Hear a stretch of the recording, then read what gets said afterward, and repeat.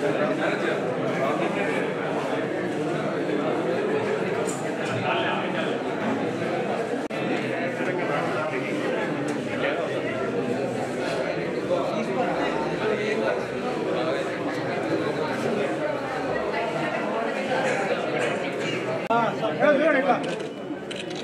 Sir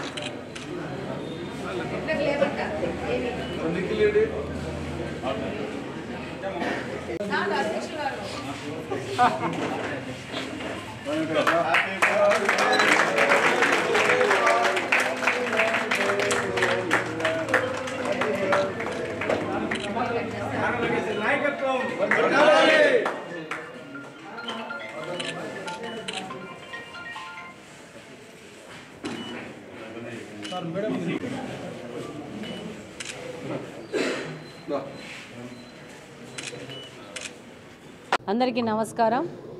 ఈరోజు Telugu Desam party నాయకుడు, జాతీయ ప్రధాన కార్యదర్శి, మంత్రివర్యులు శ్రీ నారా లోకేష్ గారికి జన్మదిన శుభాకాంక్షలు తెలియజేసుకుంటున్నాను.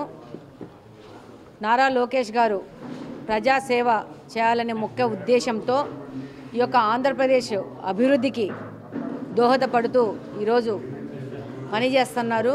డెఫినెట్గా ఈ 5 సంవత్సరాల కాలంలో చెప్పుకోదగ్గ ఆర్థిక స్థితిలో మార్పులు తీసుకొస్తూ ఆంధ్రప్రదేశ్ అభివృద్ధికి తప్పకుండా కృషి చేస్తారని ప్రతి ఒక్క యువతకి నమ్మకం ఉంది.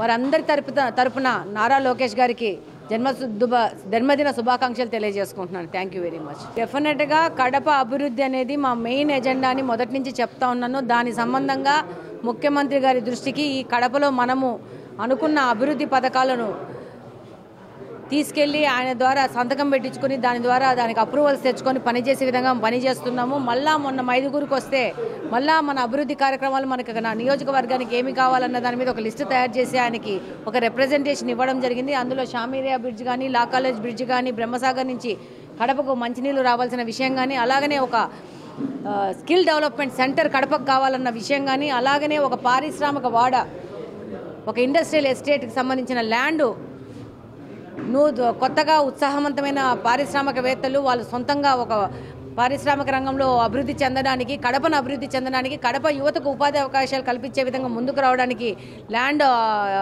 అప్రూవ్ చేయమని చెప్పి దాని మీద సంబంధించి కూడా ఒక ఆయనకి వినతి పత్రం ఇవ్వడం జరిగింది. ఆ సందర్భంగా ఆ విధంగా పనిచేయడం జరుగుతుంది. అలాగనే లా కాలేజ్ బ్రిడ్జు, షామీరియా బ్రిడ్జ్ మీద ఆల్రెడీ మినిస్టర్ నారాయణ దగ్గర ఆ యొక్క అప్రూవల్స్ కోసం ఉంది. గత ప్రభుత్వం 10 సార్లు టెంకాయలు కొట్టుకొని 10 సార్లు ఆ విషయాన్ని రాజకీయంగా ఉపయోగించుకొని ఎలక్షన్స్లో ఓట్లు రాబట్టుకోవడానికి వాడుకున్నా కూడా ఈ యొక్క నియోజకవర్గ ప్రజలు రిజెక్ట్ చేసినారు.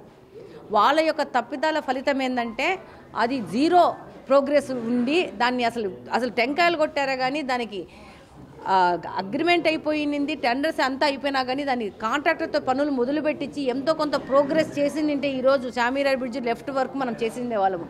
అలాంటి పనులు ఏం చేయకుండా టెంకాయలు కొట్టే వరకు మాత్రమే గత పాలకులు వాళ్ళు ఫోకస్ చేసినారు. ఒక డ్రామా వేయడానికి చూపించినారు కానీ ఈ వర్క్ అవుతుందా లేదా ఈ షామీరియా బ్రిడ్జ్ సంగతి పట్టించుకోకుండా ఒక నాటకం ఆడారు. ఈరోజు ఆ షామీరియా బ్రిడ్జ్ మనం ప్రామిస్ చేశాము, లా కాలేజ్ బ్రిడ్జ్ మనం ప్రామిస్ చేసాము. దానికి సంబంధించిన ఆ వర్కులు క్యాన్సిల్ అయితే మళ్ళీ దాన్ని రీటెండర్ జరపాలని చెప్పి దాని మీద వినతి పత్రాలు ఇవ్వడం జరిగింది. అట్నే చంద్రబాబు నాయుడు గారి దగ్గర తీసుకెళ్లేసి ఆ యొక్క ప్రపోజల్స్ మీద సంతకం పెట్టించి ఇవి ఇమ్మీడియట్గా పర్సూ చేయమని చెప్పేసి ఆయన కింద డిపార్ట్మెంట్స్కి పంపించడం జరిగింది. అవి ఏ డిపార్ట్మెంట్లో దాన్ని కూడా పర్సూ చేస్తున్నారు అధ్యక్షుడు శ్రీనివాసరెడ్డి గారు. ఇప్పుడు నారాయణ గారి దగ్గరకు ఉంది. డబ్బులు లేవు కదా, ఎలా అంటే లేదు, ఇది మేము కడపలో ప్రామిస్ చేసినాం, ఇది చేసి తీరాల్సిందే అని చెప్పేసి ఆయనతో కొట్లాడుతున్నాము, అలుగుతున్నాము. డెఫినెట్గా వాటికి సంబంధించిన పర్మిషన్స్ తీసుకొచ్చి లా కాలేజ్ బ్రిడ్జ్ కానీ, షామీరియా బ్రిడ్జ్ కానీ పని పూర్తి చేయడము మా లక్ష్యము.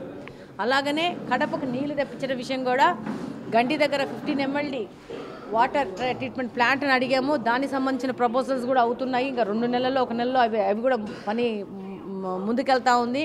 దాంతోపాటు లింగంపల్లి దగ్గర చెక్ డ్యామ్ అన్నాం. అంటే మనకు ఎంత అవసరం ఉందో అంతకంటే ఎక్కువ మనము నీటి యొక్క లభ్యతను బట్టి మనము ముందే అరేంజ్ చేసుకోవాల్సిన అవసరం ఉంది. ఈరోజు ఈ యొక్క 20 సంవత్సరాల నుంచి వీళ్ళు ఇక్కడ గెలిచిన వాళ్ళు ఈ విధమైన ఆలోచన చేయకుండా ఇక్కడి నుంచి 40 సంవత్సరాలకి కడపకి ఏం కావాలనే ఆలోచనలు చేయకుండా అప్పటికప్పుడు ఆలోచన చేసుకొని అవినీతి చేయడంలో నిమగ్నమైనారు. తప్పితే మీరు ఒకసారి గమనించండి, ఈరోజు కడపలో ఉన్న ప్రతిపక్ష పార్టీలో ఉన్న నాయకులు పర్మిషన్స్ లేకుండా కట్టుకోవడానికి, కబ్జాలు చేయడానికి, అవినీతి చేయడానికి వీళ్ళకున్న అధికారం ఇచ్చిన ఈ అధికార కాలాన్ని వాడుకున్నారు తప్పితే ఈవెన్ ఈ యొక్క నగరానికి సంబంధించిన పెద్ద మనిషి కూడా ఆయన భార్య పేరు మీద కూడా పర్మిషన్ లేకుండా 2 అంతస్తులు తీసుకొని 4 అంతస్తులు కట్టుకొని ఆ రోజు దాంట్లో అన్నారు లేదు మాకుందని ఫోన్లు చూపించినారు. మళ్ళీ కోర్టుకు పోయినారు రెండో రోజే. మాది కూల్చకండి, మాది కాపాడండి అని కోర్టుకు పోయినారు. ఇది పరిస్థితి.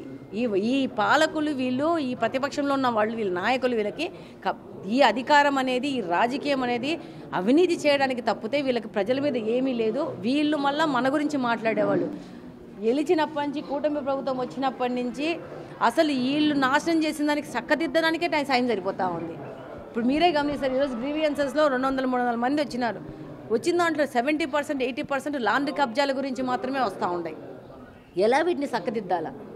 అసలు ఖాళీ ల్యాండ్ కనబడితే కబ్జా చేసేసుకోవడం. ప్రజల అవసరాల కోసం ఏ ల్యాండ్లు అవసరం లేదు. వీళ్ళు దాన్ని కబ్జా చేసుకొని ఎవరి దగ్గర వీకర్ ఉంటారో వాళ్ళవి ముందే డాక్యుమెంట్స్ సృష్టించుకొనేసేసి ఆల్రెడీ వాళ్ళ దగ్గర దొంగ డాక్యుమెంట్ సృష్టించుకొనేసేసి బీద వాళ్ళను వాళ్ళని అనగదొక్కేసి కబ్జా చేయడము, అవినీతి చేయడం అనే లక్ష్యంతో ముందుకు పోయారు. డెఫినెట్గా దాన్ని ఈరోజు కంట్రోల్ వస్తూ ఉన్నాము. కంట్రోల్ చేయబడుతుంది.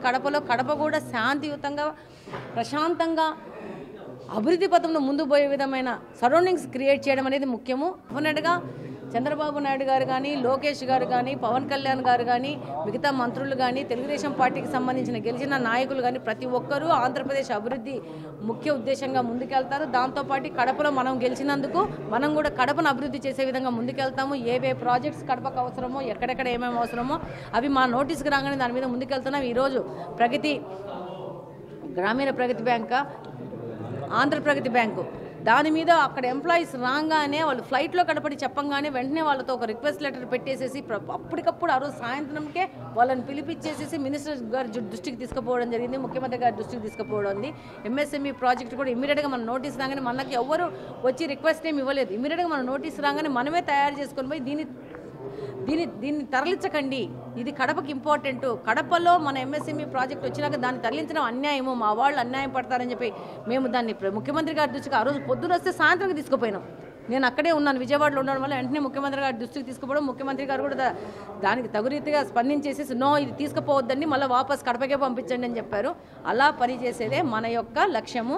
డెఫినెట్గా కడప అభివృద్ధి కోసం పని చేస్తామని తెలియజేస్తున్నారు. మోటార్స్ లేవు, ఆ మోటార్స్ వెళ్ళి కొంతమంది వైసీపీ ముఖ్య నేతల పొలాలలో బిగించినట్టు సమాచారం. అయితే ఇది ఎంతవరకు నిజమంటారు? దీని మీద ఎటువంటి దృష్టి సారిస్తున్నారు? మీ నోటీస్కి వచ్చింది అది? అయితే మీరేం చేస్తున్నారు? ఒక సిటిజన్ లెక్క పోయి మీరు FIR రిజిస్టర్ చేయాలా? ఏ వ్యక్తుల ఇండ్లకు పోయి, ఏ వ్యక్తుల పొలాలలో పోయి ఈ యొక్క మోటార్లు ఫిక్స్ చేసినారో వాళ్ళ మీద మీరు FIR రిజిస్టర్ చేయాలా? ప్రతి ఒక్కరు వాళ్ళకు నోటీస్కి వచ్చిన దానికల్లా వాళ్ళు పని చేయడం మొదలు పెడితే మార్పు వస్తుంది. వీళ్ళు మొన్న రోడ్ వైడనింగ్లో ఏదో రోడ్ వైడనింగ్ తీసేస్తే మళ్ళీ మరుసటి రోజు కల్లా మళ్ళీ తెచ్చుకొని ఆక్యుపై చేసుకుంటున్నారు. వీళ్ళకి కుక్కతో ఒక వంకర లెక్క. ఇక వీళ్ళు మారేది లేదు. వీళ్ళని ఎంటబడి కరెక్ట్ చేసుకోవాల్సిన అవసరం ఉంది.